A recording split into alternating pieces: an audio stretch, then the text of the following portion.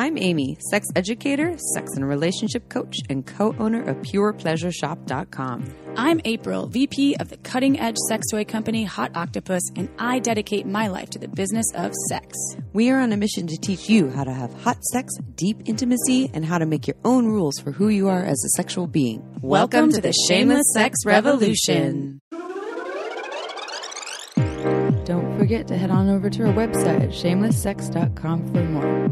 And for 15% off of some of our favorite sex toys, use coupon code SHAMELESSPP in all caps at purepleasureshop.com. You are listening to a pleasure podcast. For more from our sex podcast collective, visit pleasurepodcasts.com. Well, hello, everyone. Hi, everybody. Welcome to the Shameless Sex Podcast, episode 150-something, 157, 158, one of the 50s. A lot. There's a lot of them. We've been doing this for a while now, and now we're coming at you hot 2 episodes a week. Woo! We kind of know what we're doing now. We kind of, sort of. I mean, but I've been listening to a lot of Joe Rogan, and his podcasts are like, they can be like 3 hours. It's like wild. Sometimes I play them on YouTube, and sometimes I'm like, oh my God, that podcast is still running because I just, get it involved in something. But I love him. Yeah. And he can definitely, God, he has, and does he do 2 a week? How many does he do? He does 2 a week, I believe. Okay. And he's obviously going crazy right now because he is used to a lot of travel for being a comedian and doing his stand-up and stir crazy. Yeah, but he's just awesome. So anyway, I just wanted to shout out to Joe Rogan. Shout out to Joe Rose, totally listening to Shameless Sex. Have you heard of the podcast Dying for Sex? There's so many podcasts now that I am swimming in so many that I want to listen to. I've only listened to the first episode and a half, and our mutual friend, who's also my housemate, she recommended it to me. And I think there's only like 7 or 8 episodes, but the premise of it, it's a storytelling podcast, right? So it's kind of like, This American Life kind of thing. And, but this woman who has terminal cancer, and they're like, she's going to die soon, and she ends up leaving a marriage that isn't feeling good and isn't going well, and having all these sexcapades, and then they do a whole podcast about it, and I think she does end up actually passing away at the end. I haven't made it that far, but really vulnerable, really well done. So if anyone's looking for like a different kind of podcast, it's because different from ours. We're more of a conversation, interview, educational podcast. That one is like story. It's really I adore storytelling. Folks that are good at storytelling, it is an art form, and I feel like I'm not great at telling stories because there is just this buildup of what details you should add and then what you kind of take away, and then you can't make it too long or too short, and you want people to really feel into the story. And people that are good at telling stories, it's a remarkable gift, and I appreciate it. Well, and the podcast that we've been recording a lot of fucking awesome podcasts, by the way. So many of them. We recorded the one with the phone sex operator that isn't online yet, but and part of what she's a phenomenal storyteller. Oh my God, she really is. Yeah, we were cracking up. It was such a good episode. And this episode I'm really excited about. This person, Matthew Ayriss, who is doing this episode on masculine sexual mastery and multiple orgasms, mostly speaking to and about penis owning folks. And he's really insightful. We do have a lot of guest speakers who identify as female here. So it's nice to have someone who identifies as a cis man here to share more of his perspective for other penis owning folks as well.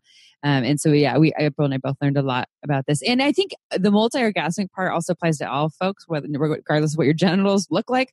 So there's a lot of really insightful information here. Yeah. Excited to share that. It's good sometimes just to get your mind off of, we're bombarded right now with so much information about coronavirus and stats and it's good to just tap into other aspects of existing on this planet, and tapping into your sexuality is really important. And I know some folks are stressed out or they're scared about making money and the economy flattening. And I think it's sometimes, yes, all of that stuff is out there, but let's also just take some time and do some other work and help improve other aspects of our lives. And sexuality is one of them. More joy, more pleasure. More joy. Yeah. Which brings me to a sex question. Amy, are you ready for a sex question? Yeah. And I just want to say a little blip right now. Every Friday on Instagram, at least during quarantine. I don't know if we'll do this forever. Amy and I are going live on Instagram. We're trying to give away free products. We gave away actually 200 total Hot Octopus sex toys. We gave away 25 bottles of Uber Lube. This week, we're hoping to give away a bunch of OMGS access. So tune in, 12 p.m. Pacific time on Instagram. Check us out. If we don't answer your sex question online, there is a chance we will answer it there. And I say there's a chance because we get so many that it's not guaranteed. But we still love you, and we appreciate you asking. So here is a sex question from an anonymous listener. So me, F23, and my boyfriend, M24, have been dating for 2.5 years now. We're very happy together and have a great relationship overall. However, we have differing levels of sex drives. Mine is very high and his is very low. After having some hurt feelings and arguments over this, we decided to open up our relationship. This was all pre-virus, and of course, we're putting it on hold till all of this is over. Now I feel like I should be the only one allowed to sleep with other people, but he says that's unfair, and if I get to, then he should as well. I know that might sound selfish of me, but here is why I have this argument. I would rather just have sex with him only. So why should he be allowed to have sex with other women when he doesn't even feel like having sex with me? And when we do have sex, it's pretty good for both of us, so that's not the issue. He believes he should have the opportunity if I have it, but I don't think it's fair. Ladies, please give me your opinion on this matter so we can hopefully put this argument to bed. Thank you. So basically, she's saying that he wants to have sex and they are opening their relationship up, but she's kind of bummed because he doesn't really have sex with her. So I get it. Why should he be able to have sex outside of the relationship when perhaps he's not even engaging with her? Mm-hmm. What do you think, Amy? Yeah, there's a couple of things that come to mind. So it sounds like she's essentially saying they're differing levels of desire. She wants more sex, so there's a level of her not feeling met, having her needs met, which is totally normal in relationships where people show up with differing levels of desire. This happens all the time, especially in long-term relationships. And so in April, and we talk about this all the time, that, it's always a negotiation, and it's an ongoing conversation because things change over time. What are your needs? What are mine? And how do we meet each other? And sometimes you can't. Sometimes someone's like, I only want to have sex once every 2 weeks. And someone's like, okay, I want to have sex like 5 times a week. And you can still somewhat meet in the middle, but you might not be able to fully be in the middle there somewhere. And that's when people start to negotiate things. Okay, can I have sex with other people, or, or sex workers, or what are my options here? And so they started that process here. And my first questions are, there's kind of like a tit for tat thing going on, right? Like, okay, if you get this, then I get this too. And even though it seems like we're creating this because you have more of a need, actually, that I'm either not willing to or available to meet. So we're creating this so that you can get your needs met here. But because you're getting that, then I feel like I need to be completely equal with you to keep things feeling fair. I'm not a huge fan of just doing things so they feel fair. I'm not a huge fan of doing things for tit for tat because you should or are supposed to do that. And my question, to me, as I read this, I just feel like there's other stuff going on. Like I think that I'm curious if he's saying that it just seems like a fairness thing for him, and and you're saying, it's not that the sex between you isn't great, but it's really just like you want more, and you would just totally have all of it with him, but he is just not available there. And I'm curious for him, my questions for him would be more like, what is this fairness going to do for you? And why do you feel like you need it to be this equal playing field when, what is the intention behind that? I'm a little more curious about that. As opposed to saying I don't have the perfect answer for if something's right or wrong, because this is different for everyone in terms of what you need. But I'm just seeing her needs and desires, and that he's not willing to or cannot meet them.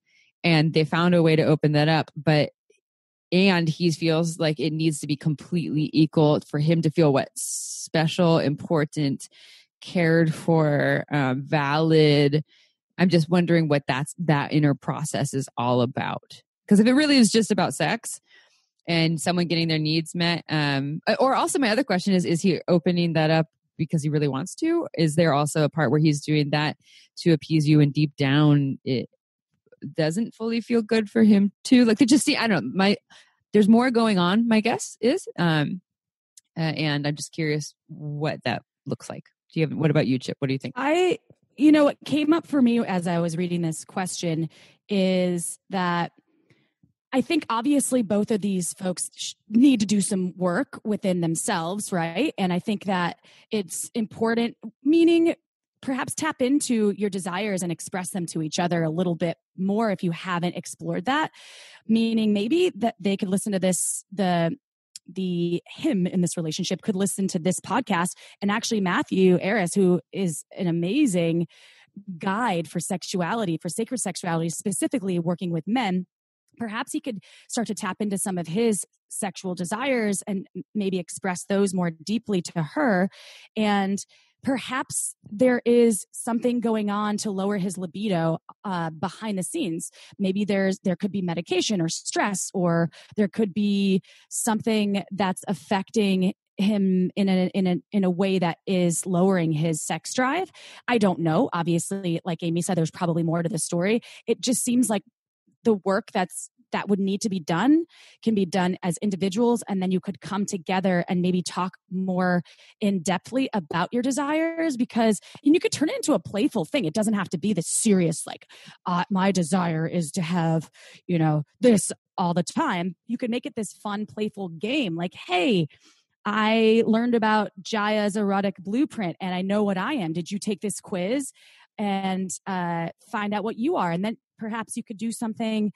That's what I mean about the work, right? To tap into what the erotic nature that each of you are looking for as individuals in the relationship, what those are, and then turn those into playful, fun ways. Or you've talked about before, Amy, also talking about your core erotic theme, identifying what your spank bank material is.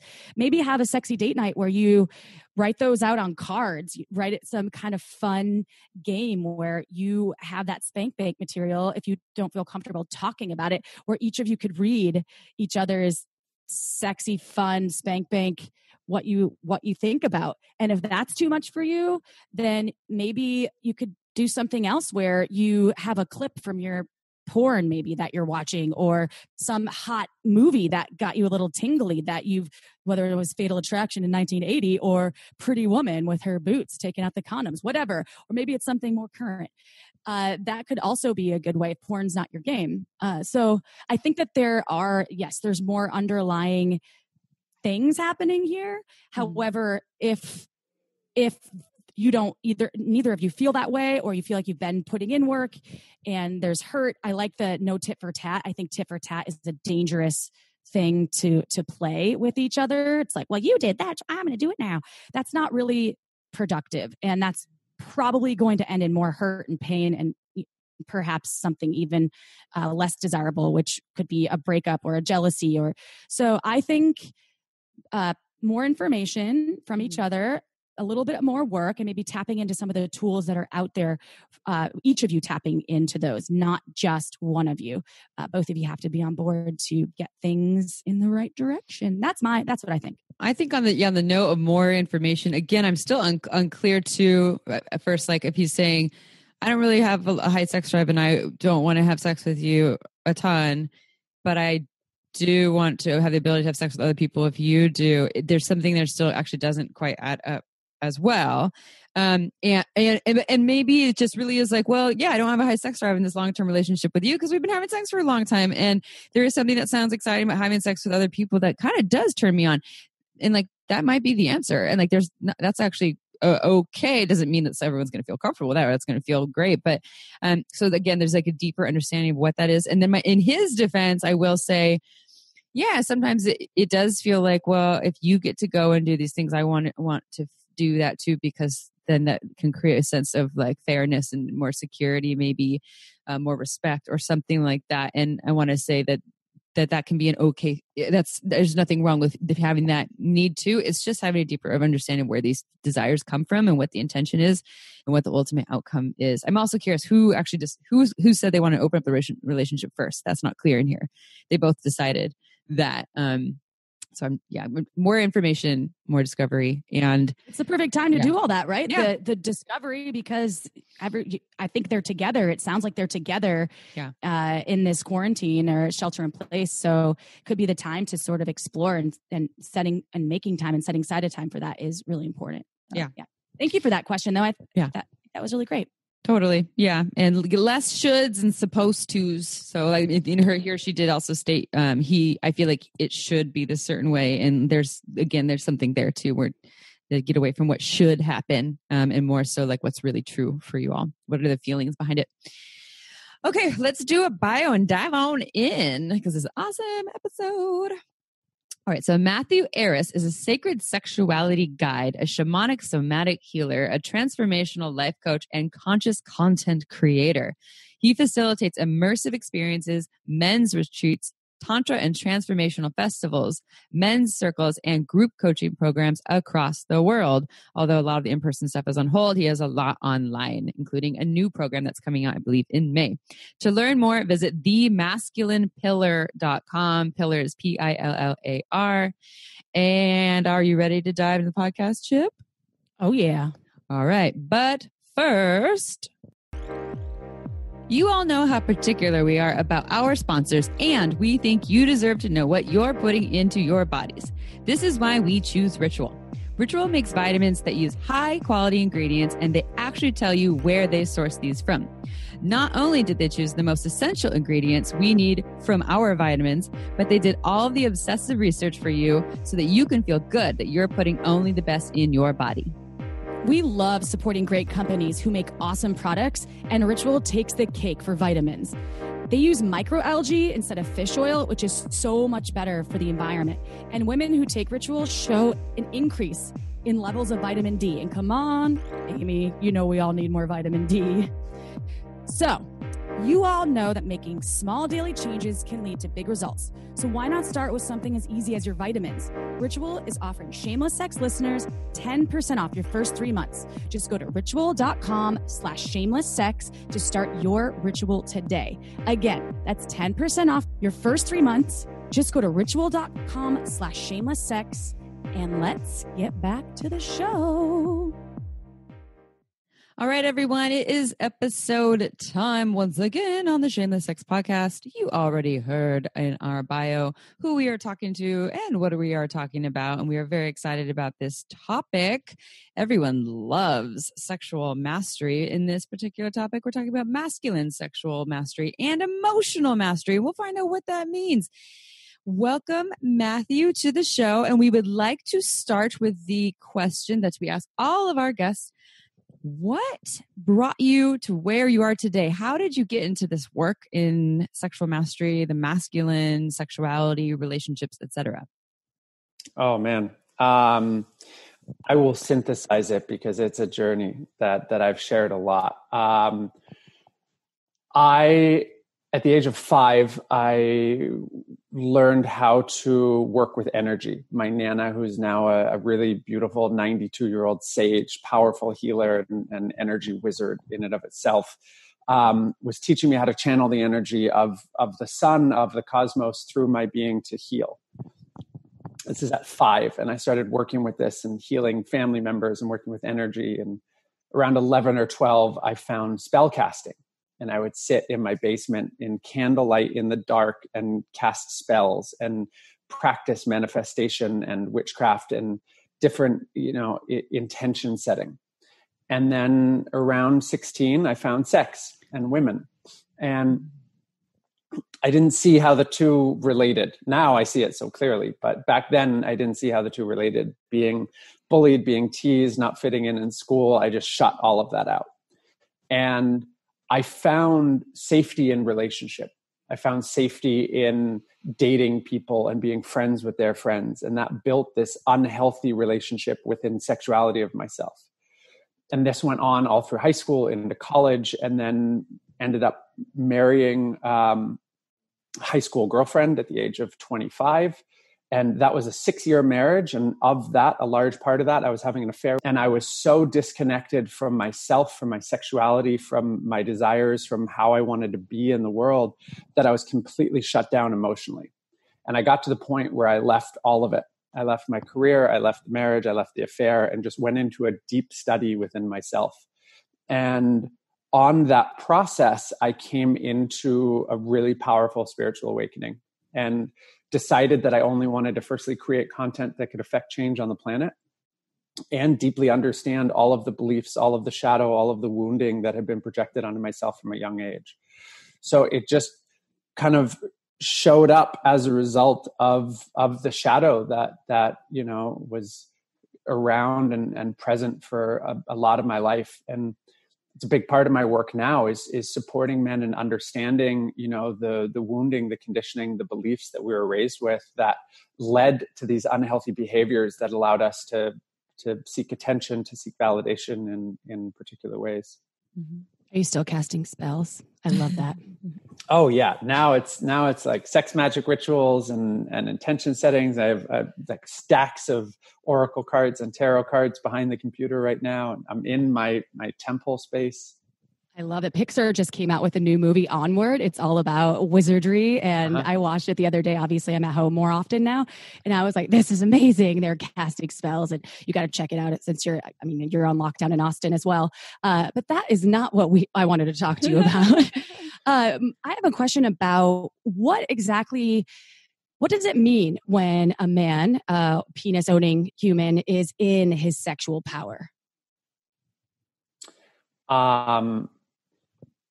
Our sexual energy is our creative energy. It's our ability to create anything in the world. And men and the masculine energy particularly is purpose driven in its innate energetic of it. And when we're able to harness our sexual energy, harness our creative energy, we're able to create anything. The masculine wants a purpose. The masculine needs a purpose to be able to penetrate the world, to be able to be in his mission, to be able to create that which will, create change in alignment with our life.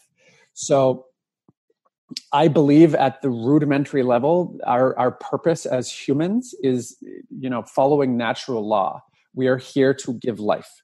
At the base level of it, when you look at nature, whether it is trees or an animal, you are born, you mature, you give life, you raise life, and you die. At the end of the day, all of us come from sexual energy. We come from that potential energy in the act of sexuality, whether that is conscious or unconscious. And when we learn to cultivate that energy, when we learn to work with that energy and not create a life, speaking of spell casting, and not create a life, you have the ability to create anything you could ever imagine by tapping into the potential energy within that. So for a man who is particularly masculine oriented, our ability to cultivate our sexual energy is our ability to harness in on our purpose and create the most powerful impact on the planet. And you look at it in the world right now, the chaos that is going on is a result of unhealthy sexual energy at the core of it. The possession, the slavery, the power, the control, the tyrancy, all of that is a need for power and control, and not actually cultivating the creativity that lives within us. So it's kind of spraying all over the place. And when we can pull it in, which is what we're doing right now on a collective consciousness, when we can pull that in, cultivate it and sublimate it and actually work with that energy, then as a man, you can focus it like an arrow and just direct it. So your mission is to help men to be their kind of their best selves. This is this mastery mission, but ultimately it's actually for the greater good of everything and everyone in the earth, it sounds like. Entirely. You heal the masculine within ourselves and you heal the planet. Mm-hmm. At the end of the day, right now, our ability to cultivate energy right now and step into the greatest alignment, the greatest embodiment, and the greatest integrity is what will heal the planet. Not shifting anything on a larger scale, but shifting the individual. Recognizing where man, woman, gender neutral, it doesn't matter. We all have masculine energy. We all have feminine energy, and healing the masculine energy within us, because the masculine energy in the world right now is what has created so much wounding.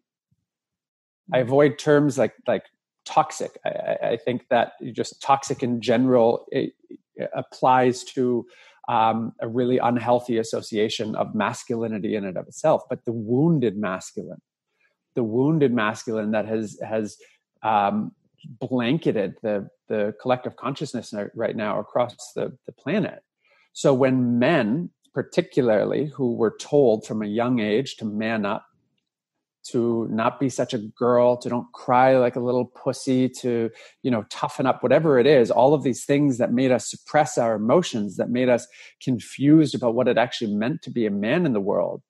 And through that confusion, they looked to things like mainstream media or their mentors, their father figures, their teachers, whatever it was that was displaying a wounded projection of masculinity in and of itself, that continued to perpetuate this cycle. So by men doing the work right now and deeply understanding our energy, understanding our beliefs, understanding our masculinity, understanding our sexuality, and coming into the full embodiment of that, wholly heals the planet. And that brings me to my next question, which you kind of said is part of the work, is understanding all these parts of themselves. So how does one heal the masculine as part of the mission to master their sexual energy, become the master of their sexual energy? Yeah. So I have a program right now that I'm running called The Pillar, and I'm currently taking applications for the next round. And in this, literally the first week of it starts with this question. It starts with the question of, what does it mean to be a man in the world today? Something that came through in meditation when I was originally creating this program is, how do we understand masculinity in a feminine world? Because the world is deeply feminine in its creation. Like everything that we see in existence, nature is feminine in nature, the beauty, the musing, the creativity. So how do we understand masculinity within that in a healthy way? And as men on an individual level, it starts by actually looking at the initial imprinting that we received. I mentioned initially, most men that are listening to this at some point in their life, something happened to them. I'm sure we can all relate to this. I have men from all over the world in my program right now, and they've all had the same thing. Something happened, and somebody that they looked up to told them to man up. Somebody told them that it wasn't safe to express themselves the way they were, generally within an emotional sense.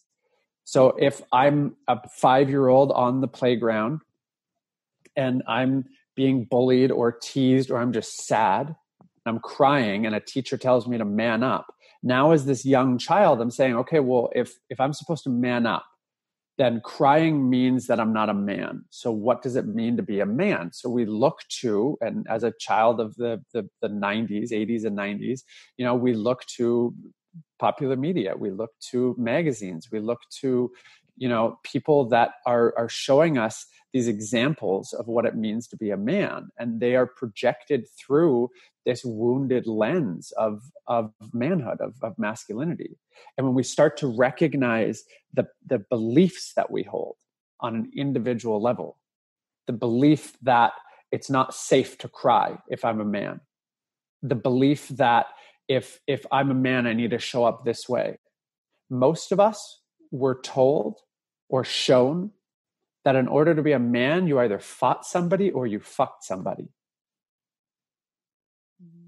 Those were the representations that we were given of what it meant to be a man. So most boys, most teenagers, most men said, great, I'm going to be a man. I'm going to show you how tough I am.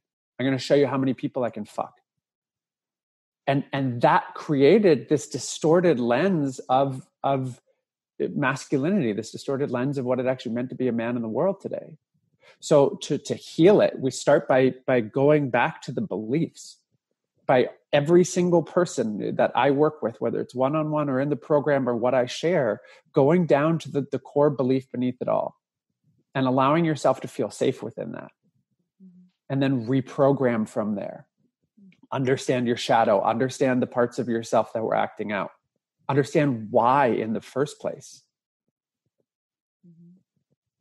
That's always something that, sorry, Amy, that always comes up for me when I am either a friend with someone or my brother.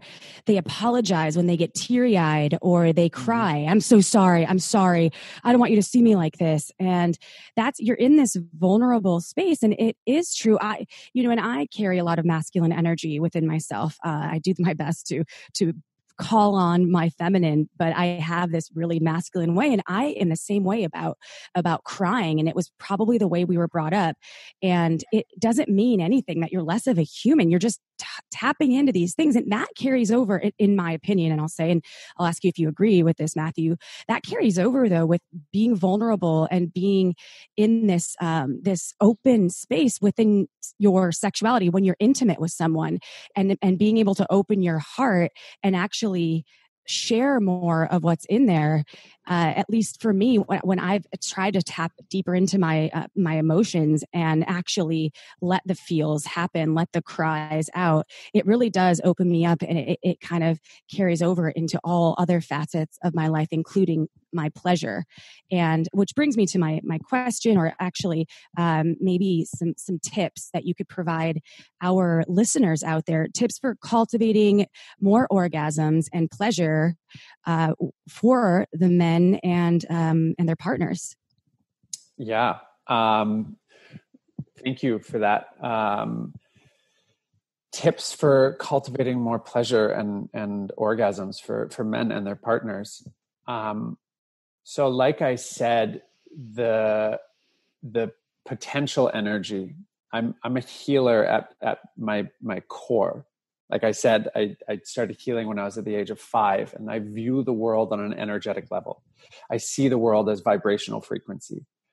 And everything has its own signature, its own energetic signature. Sexual energy holds a very particular, energetic, but sexual energy and creative energy, it's the same frequency channel. It's how we're associating it, how the meaning that we give it.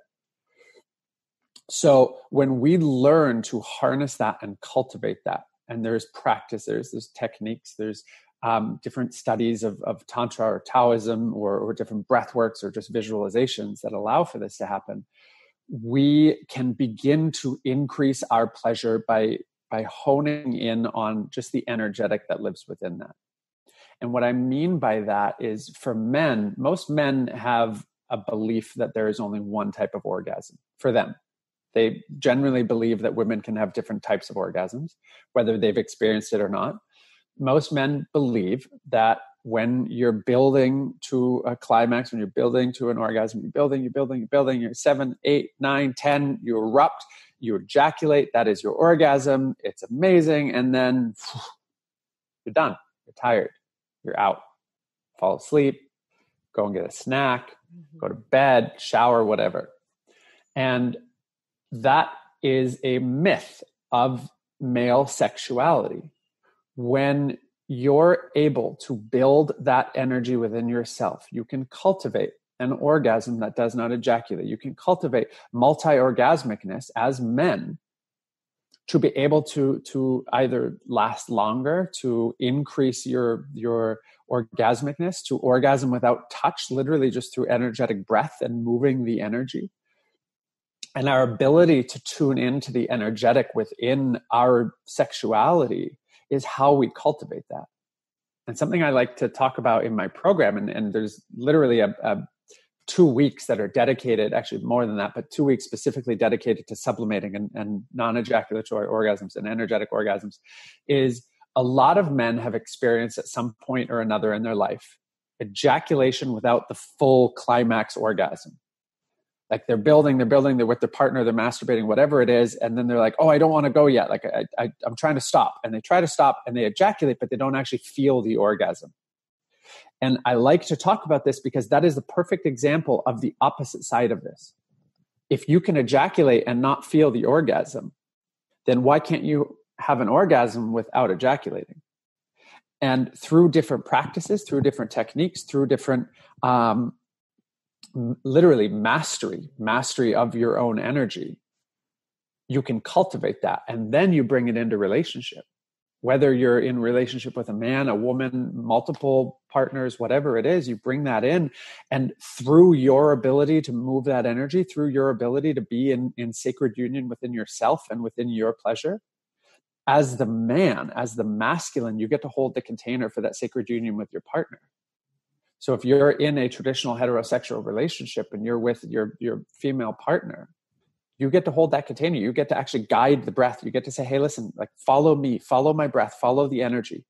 Visualize it, connect third eye to third eye, visualize the energy moving from my sacral, from my cock into your yoni, up into your solar plex, into your heart, into your throat, third eye, crown, and like guide it.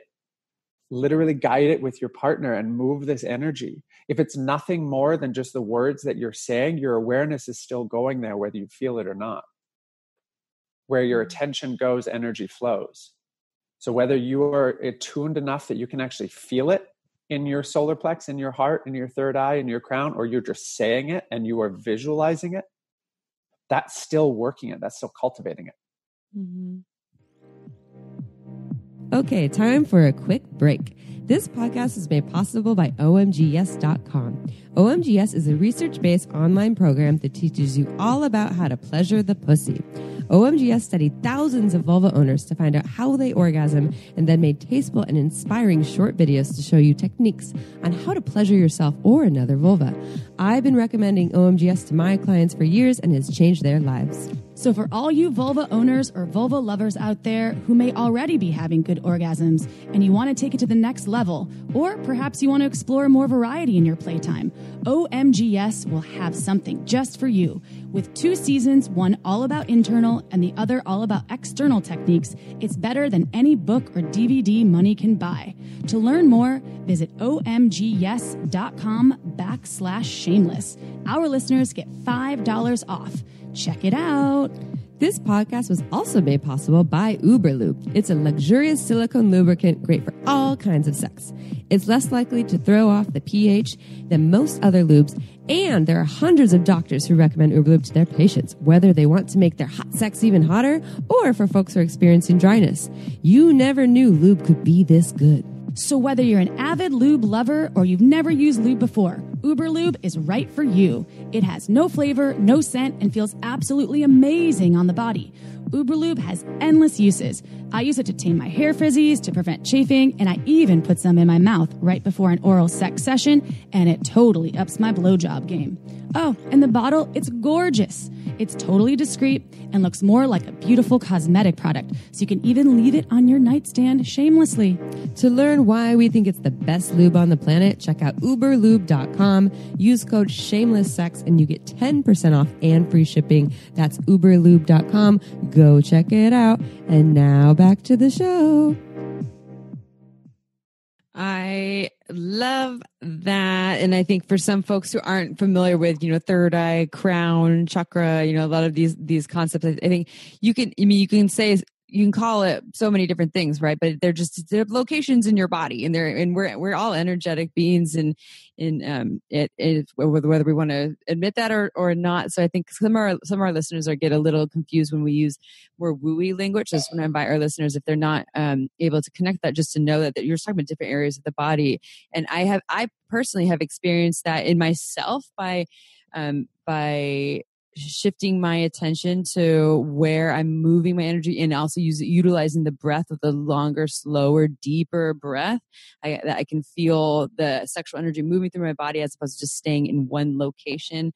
And I felt that with partners. I've had partners feel that too when they're able to really, really focus in on that.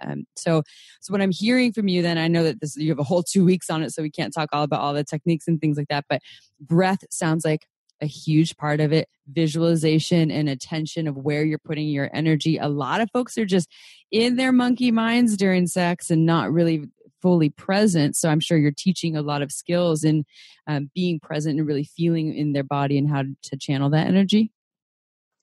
Yeah, entirely. And even just if for a minute, if I can just guide something to the two of you and your listeners, if you close your eyes for a minute and just sit where you're sitting, whether you're in your car or on a couch or on the floor, just Close your eyes and take a deep breath and ground yourself. And what I want you to do, whether you are a man or a woman, is clench your genitals. Clench as if you're stopping yourself from peeing. Clench your perineum. Clench, like if you're peeing, you're in the middle of a flow and you stop it, clench that. That feeling right there. So now that you have an association of that, now that you can kinesthetically feel it in your body, I want you to visualize just your awareness, that's all, in that area where you feel that clench. And we're going to inhale and clench and then exhale, release. So inhale and clench. Exhale, release. Inhale and clench. Exhale, release. Now, what I want to incorporate here is as I say inhale and you breathe in slowly, just visualizing, nothing more, and you might feel it. Visualize as you clench and you feel that clench in your genitals. Visualize with your breath that energy, just your awareness, moving up your chest and into the center of your forehead, what I will refer to as your third eye, but into the center of your forehead. As you inhale, pull it up there. And as you exhale, visualize it going back down like a waterfall back into your genitals. So again, inhale, clench.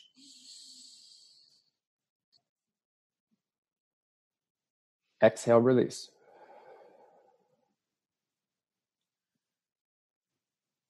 Inhale, clench and pull up.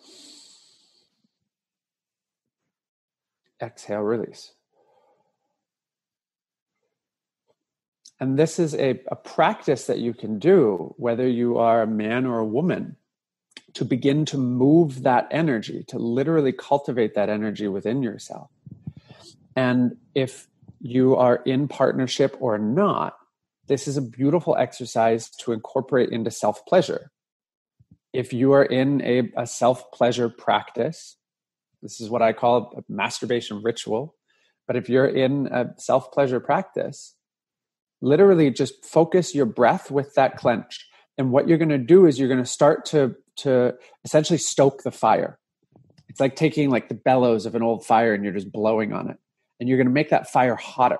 And the more you do it, you can begin to increase that breath and move it. I would love the listeners that are dedicated to this, if you want to actually just commit to a time frame of this, 10 minutes, 20 minutes, 30 minutes, an hour, whatever. Women will find it easier than men, but men can do this too. And you focus on this with no touch. You can do this clothed. You can cultivate a full energetic orgasm where your body is in convulsions at the end of it, feeling like an orgasm because you're building that energy and you're moving it. Just play with it. Like, get faster and slower and see how it cultivates. And by doing that, you increase not only your sexual energy, but you also increase your creative energy. You then take that and you go and you paint or write or draw or photograph or move or dance. You use that energy for creative expression. I feel so good every time I pulsate my genitals. So I just gotta say, if anything, it's just gonna feel good, but there's a lot more to it. There's a lot more wonderful offerings there. And so whether someone has a vulva or a penis or some in-betweens, they can use this same technique, correct? Fully. Yeah, fully. And if you're in partnership, if you're a man in partnership, this is, part of what I guide for men in understanding their masculinity, understanding their masculine energy. You get to create the container for that.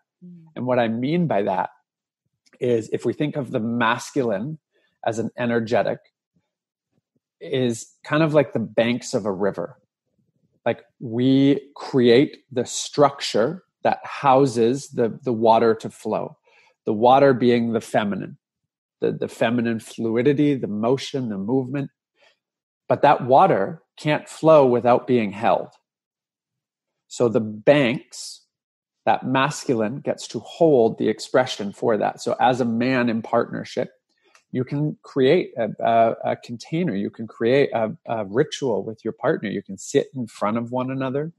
You can sit in a pose called Yab Yum. So essentially the man is sitting cross-legged and the woman is sitting on top of his lap with her legs behind him. And they're, chest to chest, holding one another.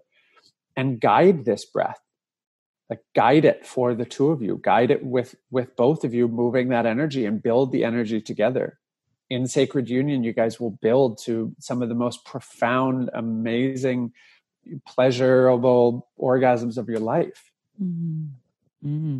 You've mentioned the pillar, which I checked out your site. It's beautiful site, the masculinepillar.com. It will be in the show notes. And I just would love for you to give our listeners out there an idea of what the pillar is, how they can actually sign up for that, and maybe just a little bit about what they're getting into and what they could expect. Of course. So the pillar is the pillar masculine, sexual, and emotional mastery. It is my 3-month online group coaching program for men.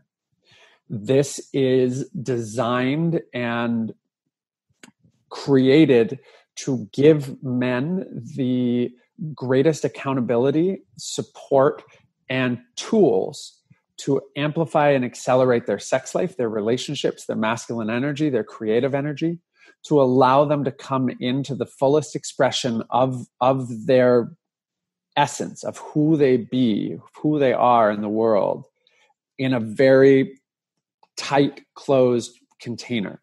So over the course of 3 months, I guide a group of men. I'm currently in the first one. We're in week 8, and I am taking applications right now for the second one, where I guide men through understanding the beliefs that we held, understanding the shadows, understanding masculinity and what it meant to be a man. I support in really understanding what are the authentic desires that we hold in everything. What are the authentic desires that we hold in relationship? What are the authentic desires that we hold in sexual experiences? If you're in a traditionally monogamous relationship and you want to have a threesome with another woman, if that is an authentic desire, how do you have that conversation? What fears are standing in the way of that? So really stepping into your fullest power, your fullest expression, creating these containers, creating the ability to anchor into your purpose, anchor into your masculinity, looking at your energy, looking at self-pleasure. As men, we generally, our original imprinting of self-pleasure was in the dark at nighttime with the room closed and a tube sock. Like, it's funny, but it's true. Like for most of us, there was a lot of shame. It was hidden. Our pleasure was not safe. That was the belief that we held. And even now, whether you are in a conscious relationship that talks openly about sexuality, or you are in a relationship that you don't really talk about sexuality, but you have sex often, most men don't talk about being in their self-pleasure, don't talk about masturbating. My partner and I will say to each other, like we will set times throughout the week where I'll say, hey, for these 2 hours, I'm going to go have a bath and I'm going to go into a self-pleasure ritual. Can you give me some space? Or she will she's putting out a similar program for women. She'll be in, her masculine energy, creating this program in doing, and we'll take a break. She's like, I'm going to go take a self-pleasure break and go, because cultivating that energy for ourselves, it's not taking energy away from the union. It's actually pouring more energy into the union. And when we create a healthy relationship with our pleasure, when we create a healthy relationship with our yoni, with our lingam, with our cock, with our vagina, whatever, rings true for you, when we create that healthy relationship with it, it pours into everything in our life. Your second, or the launch of your next round is during Masturbation May, one of our favorite months, everyone. Which I just was reminded of that. We love celebrating Masturbation May. And last Masturbation May, we did a 30-day challenge with our listeners where we challenged them to do 10 minutes a day minimum of self-pleasure with full intention and presence. No porn, no distractions, just for them and honoring their body. And some people are like, that's super easy. And some people are like, that's really hard. And a lot of folks got a lot out of it. But I love that. I love that you and your partner have that kind of set in place where it's okay. You're not only just okay for you, there's permission, but also like it's an important practice that you're realizing. Celebrated. And people often put so much focus on their partner to meet all of their needs, and they don't ask for that or create that own space for themselves to have that, or to celebrate that in the other person. I think that that's really, really, really valuable for all folks. One other thing I was reminded of, I've been and I'm sure I'll ask you this question, I guess, if this does apply to your men's retreats and the work that you do. I think what comes also with the idea of being a man is that they can't be super emotionally and physically close to other men in ways that are like maybe snuggly and lovey. And I've been in some tantric environments where I saw this beautiful invitation that happened through really wonderful containers where men were, in big cuddle puddles with each other and allowing their hands to just like, essentially touch over the other man's skin on his arm or like holding each other, just like rubbing their head. And these things where they're like, holy shit, I didn't know, one, that I could do this. Two, that just because I'm touching doesn't have to scream sex. Three, that it's so nourishing. So are you seeing this too, that becomes like this invitation for men to experience closeness with other men in a way that they're not usually conditioned to experience? Entirely. And intimacy doesn't have to be sexual. I think that there's a lot of men that are comfortable with intimacy, but aren't necessarily, there's still a lot of beliefs, and that's totally okay that they're not comfortable cuddling with another man or holding another man. But like our ability to like, firstly, just talk with other men about our emotions, talk with other men about what's going on in our life is one of the most healing things that we can do. It is one of the oldest forms of ritual in our DNA. Men have been gathering around a fire in sacred circle since the dawn of time. And they have shared food, they have shared wisdom, they have shared stories, they've supported one another in tribes and in communities. And then we lost that because that wasn't safe. And our ability to come back into that sacred space, I have facilitated men's circles all over the globe. I have done these in men's retreats with a few hundred people. I've done these in my living room in Los Angeles with 5 people. All over the planet, I have circled men up to talk about what is present for us. And that is essentially what I have created with this program. At the end of the day, I'm creating a sacred circle of brothers to be able to talk about their emotions, talk about their feelings. And for some, that looks like saying, I'm also attracted to men and I want to cuddle with other men. For others, that looks like just saying, hey, I have a hard time like getting erect right now, and telling other men that. Like, to be able to say that without the stigma, without the shame. And you mentioned Masturbation May. One of the exercises that I gave the men in the program was a week of self-pleasure.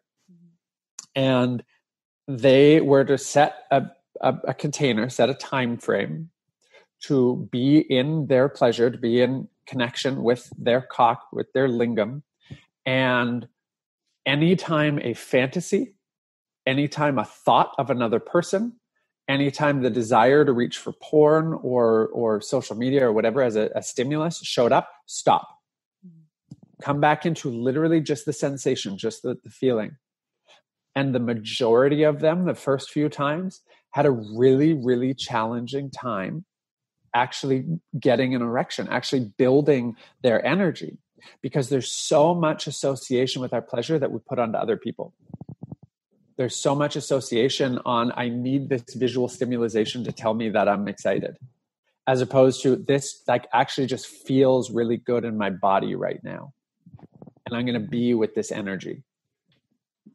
One thing, and I know we have to wrap up, which that keeps coming up for me is, and it is relevant. I think almost having fathers out there that, yes, are parents to sons, breaking the cycle of toughen up, little man, or, you don't be a little bitch. How about instilling some more love and instead having it be okay to to cry. I don't know. I'm sorry to bring up another movie. I don't know why, but this came up for me when Amy was talking about the kind of the cuddle puddle with men. That movie, and I don't know if either of you have seen it. I don't know. I've been watching a lot of movies in the last while, but it's with Will Ferrell and Mark Wahlberg. It's like Daddy's Home 2.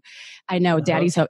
It's really hilarious, but Will Ferrell is the stepdad, and they go and pick their parents up, and Mark Wahlberg's like this tough, like actual dad to these kids, and they go to pick up their dads at the airport, and Will Ferrell's dad comes down and they kiss and they hug like, I love you, Dad. And then, Mark Wahlberg's this big tough dude, and his dad comes out and he's, I think it's like Mel Gibson, and he's like this badass. He's like, what's up? And they are like, yeah.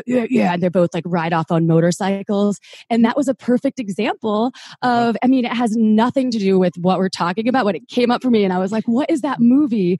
Because you kind of get cringy in the movie seeing Will Ferrell's relationship with his dad, but it's like they kiss on the mouth and they like hug and they're like, oh son, I love you. And then the other, kind of typical father-son relationship that we're used to traditionally is this more tough and rough and arm wrestling and, being a badass. And I love the fact that you can be in your masculine and you can be in touch with this. You can have emotional intelligence and do all this, the self-pleasuring rituals, and you can still be a masculine man. And you don't, or a masculine human, let me just say. So I just wanted to share that. And now I really think that you all should just watch Daddy's Home 2, okay? And report back to me and let me know what you think. Daddy's Home 2. Yeah. Well, and one thing that I thought of as you were saying that, April, is like some people might be like, well, okay, but why? What do I get out of that if I'm all of a sudden now able to be closer to other men, whether it's my dad or my brother or a friend, where we can actually like hug and embrace? And what I see with I have a lot of guy friends that have that in their relationships with men. They've done a lot of work to get there. They were not trained that way. They didn't see their fathers doing that. We don't have a rites of passage thing in our culture here. And that's what, things like Mankind Project and your work is, I think, really creating that, giving men finally a rites of passage where they can step into that role. But the men that I know that have embraced that, they experience more connection, more fulfillment, more aliveness. There's just more vibrance there. There's just more everything, as opposed to just this kind of like linear, maybe dull or just limited way of being. So for folks who are like, I don't know why I would want that. Do you want to feel more alive and more, just more of that vibrance in your being through that connections through connection it's powerful. Mm-hmm. Yeah. When you think about it as men, typically, like I had a really hard time building relationships with men because from a young age, I was bullied all through school. I was bullied, I was beat up, I was teased. Even though I played like semi-professional sports after high school and all through high school, it still like had a huge toll on my relationship with men. And as a result, I gravitated towards relationships with women because they were just easier, they were safer. But I realized at a certain point, most men, the process of looking another man in the eye is generally associated with like stepping to him. It's like, I'm sizing you up and I'm going to fight you. I want to see. And like, I remember going to bars and clubs when I was in high school, and I would make eye contact with a guy. They'd be like, what are you looking at? What are you looking at, motherfucker? You want to fight? It's like, I'm looking in your eye. It's making eye contact. It's being polite. But like, literally the number of times I went to a bar and I made eye contact with a man that thought I was trying to fight him, that then tried to fight me, like countless times just from eye contact. And that's the thing, is you don't have to cuddle with other men, but actually just give yourself permission to look another man in the eye and literally remove the mask of masculinity. Allow yourself to remove the armor. Mm-hmm. I was in a men's circle before all of the quarantine. We were sitting in like a sauna and just sharing. And, one of the men was saying that, we get to remove our armor. And I was saying, ultimately we're removing our armor, but we're also just allowing ourselves to polish our armor so that we can become greater reflections for one another of what's possible. Mm.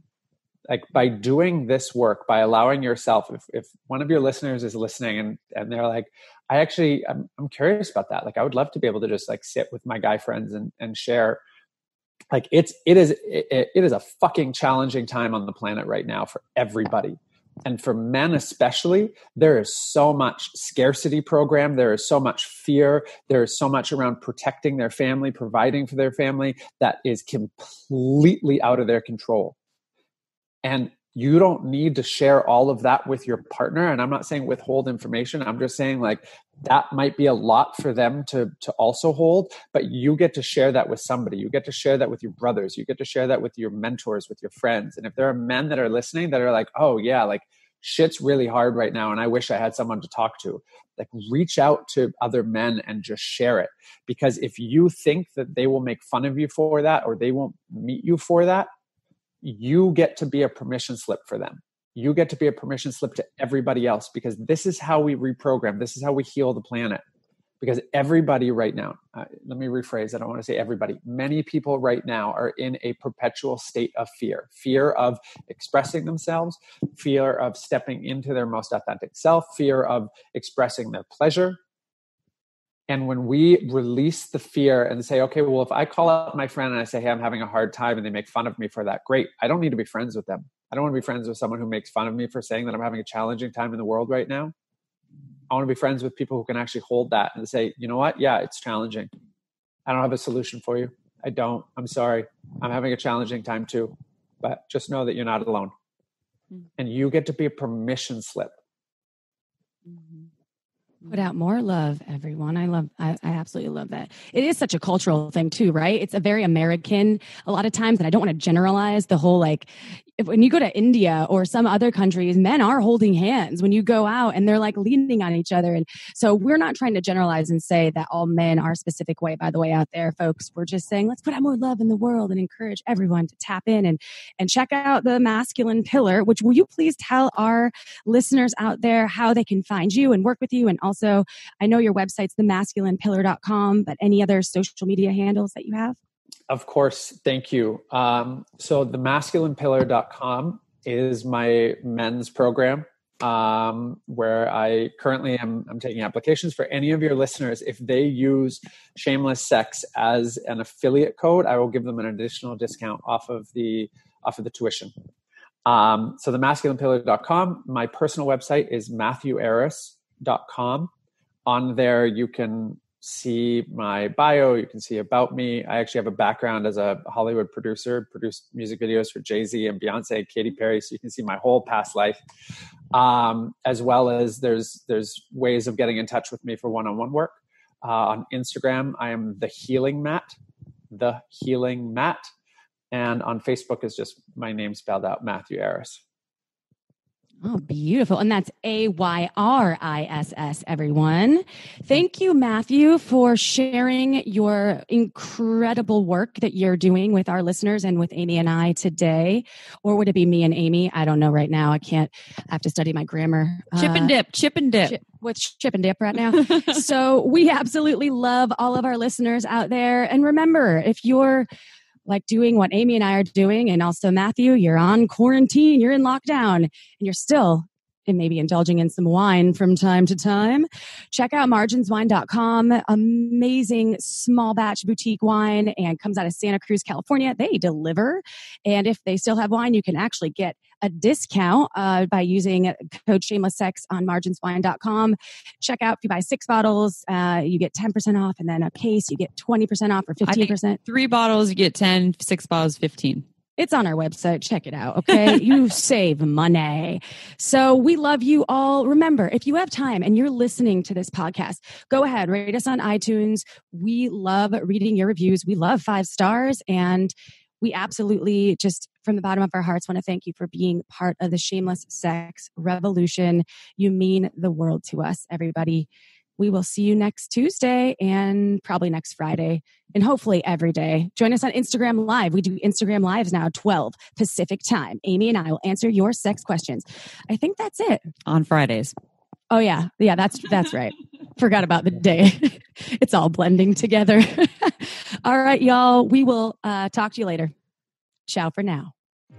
Don't forget to head on over to our website at shamelesssex.com for more. And for 15% off of some of our favorite sex toys, use coupon code SHAMELESSPP in all caps at purepleasureshop.com.